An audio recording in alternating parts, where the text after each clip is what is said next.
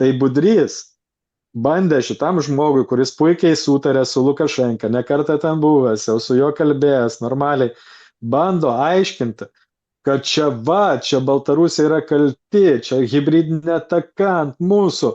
Nu, bando kaip kokiam durneliui paaiškinti, kad čia, nu, mūsų būtent tą retoriką. Nu, tai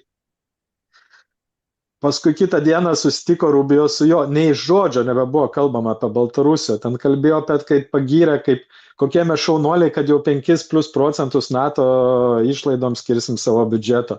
Ten irgi apie nieką, apie bendradarbiavimą, apie, nu, vienu žodžiu, pasirodė kaip visiškas pajacas, nu, dar kartą parodė, kad su mūsų politikais nėra apie ką kalbėti, nėra jokios diplomatijos, nu, būtent ir yra tokia kedų diplomatija, nu, kur atbėgo, palojo, nubėgo ir visi pamiršo.